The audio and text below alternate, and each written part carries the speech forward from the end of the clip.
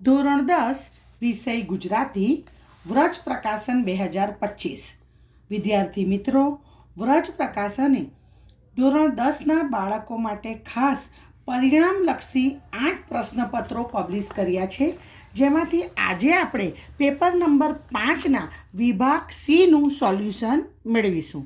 દોસ્તો, વિભાગ સી વ્યાકરણ વિભાગ 20 માર્ક્સનો રહેશે, જેમાં 1 માર્કના પ્રશ્ન પૂછ્યા છે. માંગ્યા પ્રમાણે ઉત્તર લખો. આપેલા વિકલ્પોમાંથી સાચો વિકલ્પ પસંદ કરીને ઉત્તર લખો.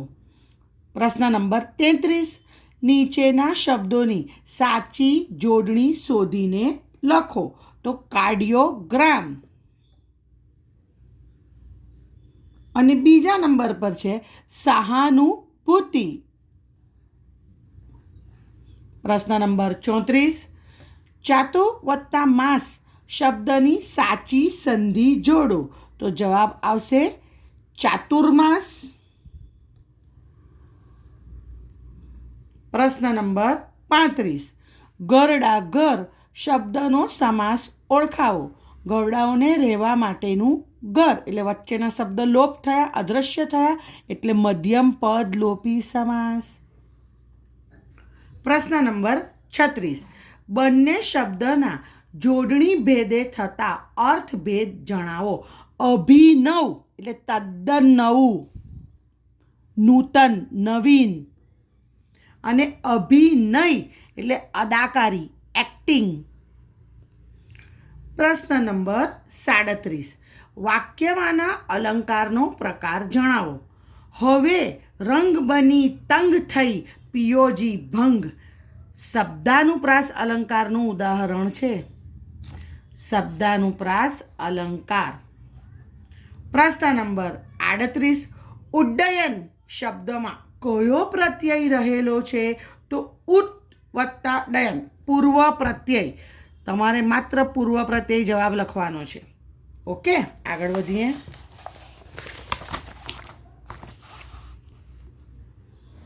પ્રશ્ન નંબર 39, નીચેના શબ્દોના સમાનાર્થી શબ્દ શોધીને લખો. ચંદ્ર એટલે શશી, મયંક ચાંદ, તિરસ્કાર એટલે થશે નફરત, દ્વેષ. પ્રશ્ન નંબર 40, સરઘસ સંજ્ઞાનો આપેલા વિકલ્પોમાંથી સાચો પ્રકાર લખો. સમૂહવાચક સંજ્ઞા. આગળ વધીએ. 41 થી 52 સુધીના પ્રશ્નોની અંદર તમારે જવાબ લખવાના છે. અહીં કૌંસ આપેલું હશે નહીં. માંગ્યા મુજબ ઉત્તર લખવાના છે. પ્રત્યેકનો 1 ગુણ રહેશે. ગોડા ગઢવા રૂઢિપ્રયોગનો અર્થ આપો. એટલે નવા આયોજન કરવા, નવા આયોજન કરવા, ન્યૂ પ્લાનિંગ. પ્રશ્ન નંબર 42, નીચે આપેલ કહેવતનો અર્થ લખો. બોડીને તાંવળી કહકી કેવી. એટલે જેની પાસે ખાવાનું ન હોય એવા ગરીબ પાસે સાધન ક્યાંથી? જેની પાસે ખાવાનું ન હોય તેવા ગરીબ વ્યક્તિ પાસે સાધન ક્યાંથી? આગળ વધીએ. પ્રશ્ન નંબર 43, કોતરની 2 બાજુના ખાંચા ખોભણ. હિમાલયનો એક સાહસ, ખોભણમાં પગ લપસી પડે છે, યાદ છે ને?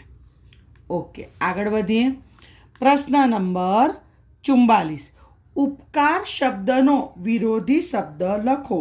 તો ઉપકારનું થશે અપકાર. ઉપકારનો બદલો કદી અપકારથી ન આપવો જોઈએ. બરાબર? ઉપકાર, અપકાર. પ્રશ્ન નંબર 45, નીચેના વાક્યને કર્મણીમાં ફેરવો. અમે અમદાવાદ વહેલા પહોંચ્યા.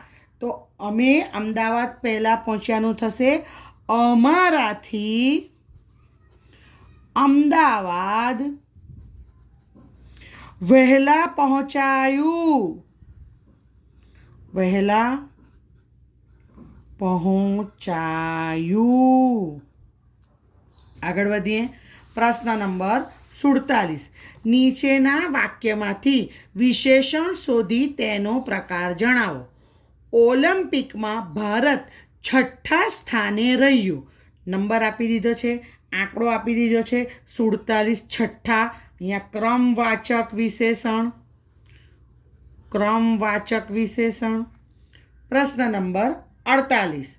નીચેના વાક્યમાંથી ક્રિયા વિશેષણ શોધી તેનો પ્રકાર જણાવો. તે આજ જીવતરના દાન દીધા છે. ગોડીની સ્વામી ભક્તિમાં આજ સમયવાચક ક્રિયા વિશેષણ. પ્રશ્ન નંબર 49. વિજ્ઞપ્તિ શબ્દના ધ્વનિ ઘટકો સ્વર અને વ્યંજન છૂટા પાડો.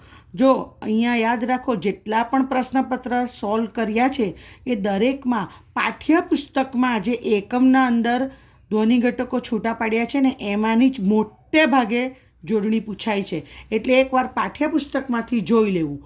વ વત્તા ઈ. જો જ્ઞ હોય તો જ્ઞમાં 3 શબ્દ જ, ઘ, અ. બરાબર ને પ, ત, ઈ. ખ્યાલ આવે છે? પ્રશ્ન નંબર 50. આક્કા રડી પડી વાક્યની ભાવે વાક્ય રચના બનાવો. તો આક્કા વડે રડી પડાયું. આક્કા એટલે મોટી બહેનના અર્થમાં છે. આક્કા વડે રડી પડાયું. મરાઠી શબ્દ છે આક્કા. 51મો પ્રશ્ન. નીચેની પંક્તિમાંનો છંદ ઓળખાવો. ભમ્યો તીર્થે તીર્થે ધરી ઉર મનીષા દર્શનની. શિખરણી છંદનું ઉદાહરણ છે. અને છેલ્લું, અનુષ્ટુપ છંદનું બંધારણ જણાવો. જો આ જરાક લાંબુ પડે છે કેમ કે અનુષ્ટુપના અંદર ચરણ કેટલા? તો કે 4. ચરણ 4. કુલ અક્ષર કેટલા? તો કે 32. બરાબર. પહેલા અને ત્રીજા ચરણમાં 5મો, 6ઠ્ઠો, 7મો અક્ષર અનુક્રમે લઘુ, ગુરુ, લઘુગણ. બરાબર. તદુપરાંત હજી આગળ લખો કે બીજા અને ચોથા ચરણમાં 5મો, 6ઠ્ઠો અને 7મો અક્ષર અનુક્રમે લઘુ, ગુરુ, જ ગણ. અહીં ય ગણ ને અહીં જ ગણ. ઓકે, યાદ રાખજો મિત્રો. પરીક્ષામાં સુવાચ્ય અક્ષરે શાંતિથી લખજો. આશા રાખું છું કે મારો આ વિડીયો તમને ગમ્યો હશે. જો કોઈ પણ આ વિભાગ સીને લગતી ક્વેરી હોય તો કમેન્ટ બોક્સમાં લખીને મને જણાવો. ઇન્શાઅલ્લાહ હું તમારી સમસ્યા દૂર કરવાનો પ્રયાસ કરીશ. All the best for exam. By.